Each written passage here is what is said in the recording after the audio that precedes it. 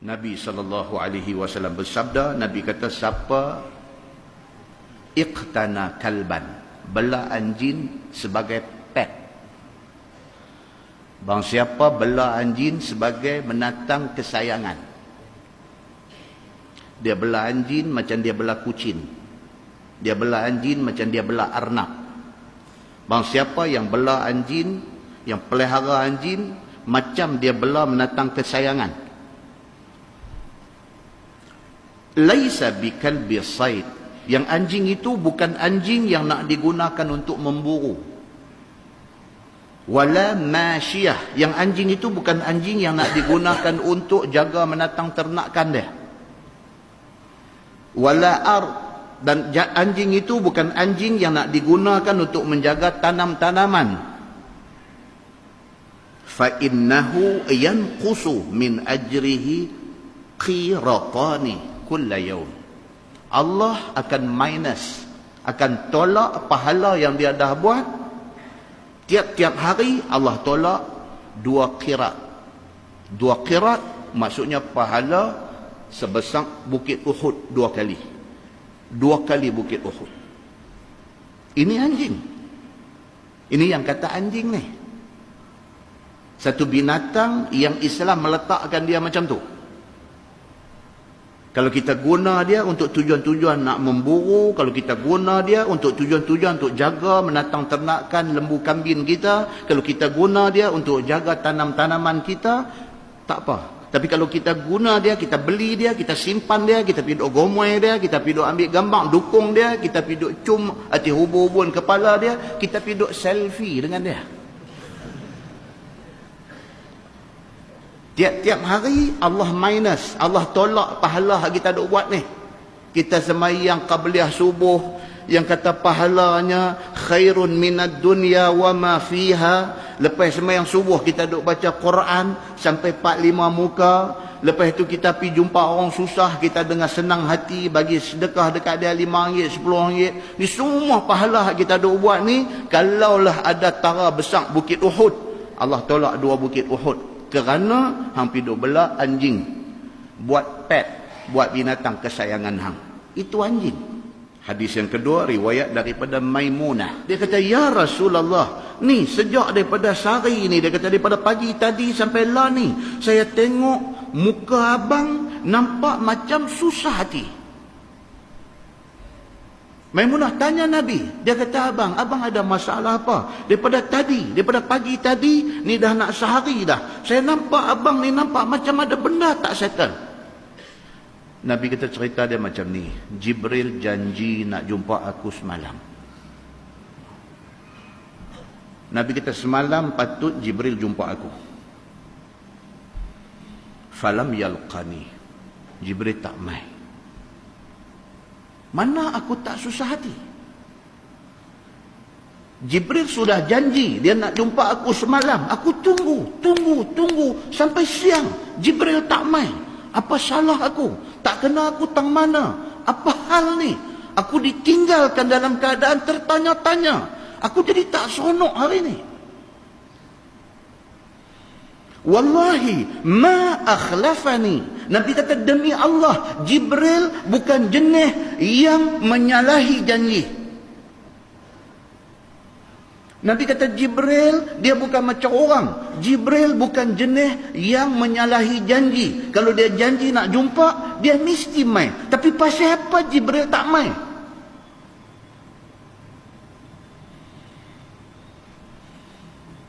Qala, kata rawi hadis itu, fazala Rasulullah sallallahu alaihi wasallam yaumahu dzalik ala dzalik. Rawi hadis kata, Nabi memang keadaan macam itulah daripada awal pagi bangkit tidur tadi sampai tak seronok. Summa waqa'a fi nafsihi jirru kalbin tahta fustatin lana. Dalam pada Nabi duk tak seronok tu, tiba-tiba mata Nabi sudah tangkap seekor anak anjing duk ada bawah pangkin tempat tidur Nabi. Jiru kalbin maksudnya anak anjing duk ada dalam rumah. Duk ada dalam rumah Nabi, rumah Maimunah ni, duk bawah pangkin anak anjing. Dalam pada Nabi duk susah hati, Jibril janji nak mai semalam, tak mai. Dalam pada duk susah hati tu, tahu mata sudah nampak anak anjing duk ada bawah pangkin tempat tidur. Fa'amara bih fa'ukhrija. Nabi perintahkan, Nabi kata, bawa keluar anak anjing tu. Maka anak anjing tu dibawa keluar. Summa akhadha biyadihi ma'an. Kemudian Nabi pergi ambil air. Fanadhaha makanah. Nabi pergi percik-percik tempat anjing duduk tadi di bawah pangkin tu. Nabi pergi duduk percik tempat tu. Falamma amsa laqiyahu Jibril. Petang tu Jibril mai. Yang janji nak mai semalam tak mai, sampai sehari ni duk tunggu tak mai, petang Jibril mai.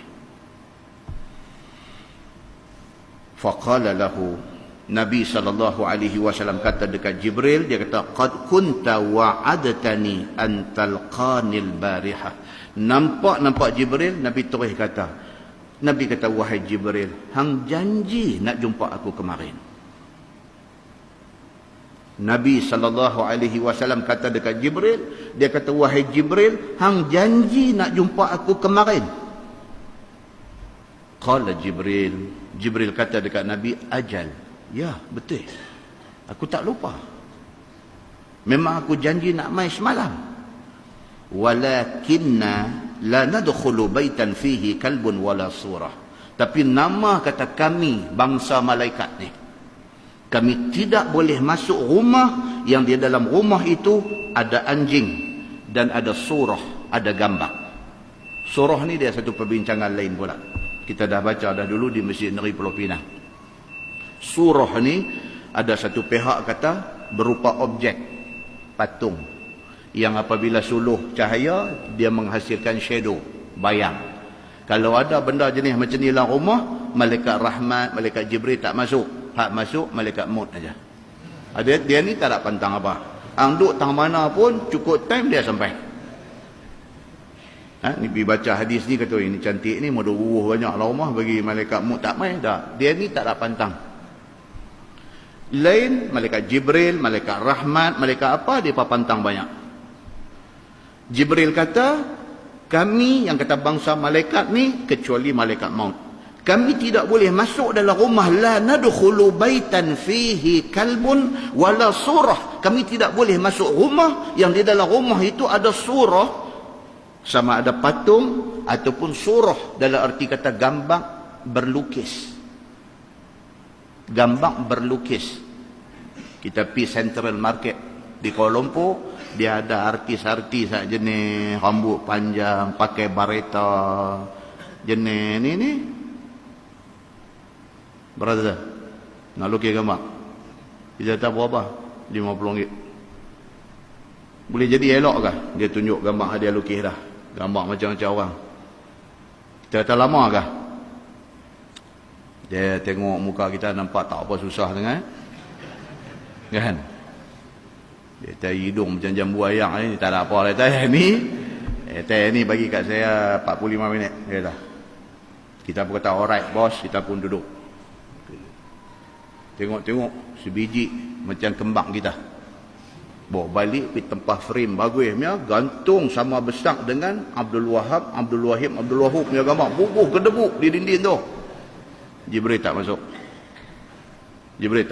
Dia kata yang ni bagi Ismet Ulam Raja je masuk. Dia kata aku tak masuk rumah macam ni. Yang tu dia panggil surah, gambar lukis. Maka Jibril kata dekat Nabi, aku tidak mukir janji. Aku bukan kata nak main semalam, aku tak main, aku mukir janji, aku lupa dah. Aku tak mukir janji dan aku tak lupa. Cuma masalahnya kami bangsa malaikat, kami tidak boleh masuk dalam rumah yang di dalam rumah itu ada kalbun, ada anjing dan ada surah, ada gambar ataupun patung. Kami tak masuk. Rumah hang tadi ada anjing duk bawah pangkin. Jibril kata aku mai dah kemarin, tengok anjing ada, aku balik. فأصبح رسول الله صلى الله عليه وسلم يومئذ فأمر بقتل الكلاب. Nabi SAW lambat cerah pagi esok, Nabi panggil orang-orang dia, Nabi arahkan supaya bunuh anjing-anjing yang ada. Pasal apa? Pasal ini leceh punya kerja.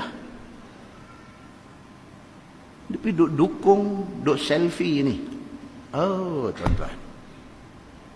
Muslimin dan muslimat yang dirahmati Allah sekalian. Pengajaran daripada hadis yang kita baca tadi apa dia? Satu, pengajaran dia, anjing tak boleh dibelah sebagai binatang kesayangan. Tak boleh. Anjing hanya boleh dibelah kalau sekiranya untuk tujuan nak berburu, ataupun untuk nak bagi jaga kebun, ataupun nak bagi jaga menatang ternakan. Itu boleh. Pengajaran yang kedua, anjing kalau ada dalam rumah, malaikat Jibril, malaikat rahmat tidak masuk dalam rumah itu. Dan benda itu sabit daripada hadis Nabi sallallahu alaihi wasallam. Bahkan di dalam hadis riwayat daripada Jabir bin Abdullah radhiyallahu anhu, Nabi sallallahu alaihi wasallam bersabda, Nabi kata, "Alaikum bil aswadil bahim dhi an-nuqtataini fa innahu syaitan." Atau kama qala, hadis sahih riwayat Muslim. Nabi sallallahu alaihi wasallam bersabda, Nabi kata, "Alaikum bil aswadil bahim." Menjadi kewajipan hampa pi bunuh anjing hitam. Bahkan anjing hitam itu dhi an-nuqtataini, yang ada 2 titik putih di body dia. Dalam setengah tafsir hadis ni, dia kata apa? 2 titik putih itu ada di kening dia. Itu tafsiran hadis. Tapi dalam hadis dia tak sebut di mana. Dia kata anjing hitam yang mempunyai 2 nuqtah, 2 titik putih. Pasal apa? Fa innahu syaitan. Nabi kata kerana itu bukan anjing sebenarnya, itu jelmaan syaitan. Tuan-tuan nak percaya, tak mau percaya, tuan-tuan punya pasal. Itu hadis Nabi. Kan? Takut juga bila duk baca benda-benda macam ni, sekali ada pencinta anjing pula duk dengar lagu duk ayak mata belenang, dengar dia kata ni awak ni duk abang suruh bunuh anjing pula. Ya Allah, awak dah ada manusia zalim kejam macam ni. Tak mau. Kita baca hadis, hadis abang macam tu. Tidak bermakna Islam ini satu agama yang nak berlaku zalim, nak buat tahana, nak buat naya anjing. Tak. Pasal apa? Pasal di sana ada hadis Nabi SAW cerita pasal imra'ah bari. Nabi SAW cerita dekat sahabat-sahabat. Nabi kata, dulu ada satu kes, satu orang perempuan pelacur. Satu perempuan bari, perempuan jahat, pelacur. Tiba-tiba satu hari, ra'at kalban fi yaumin harin.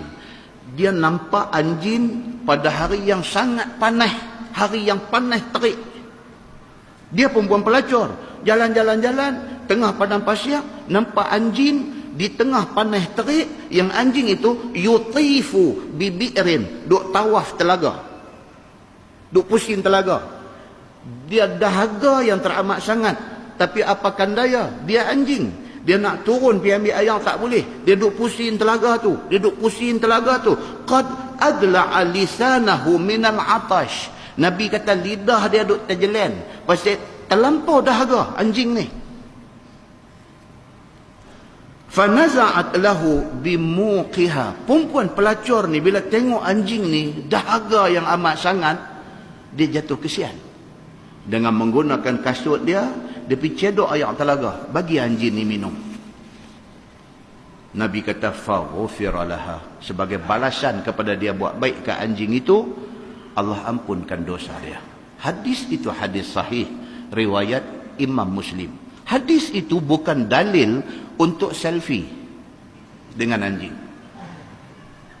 Hadis itu adalah hadis yang nak bagi tahu dekat kita bahawa anjing ini walaupun dia binatang yang najis,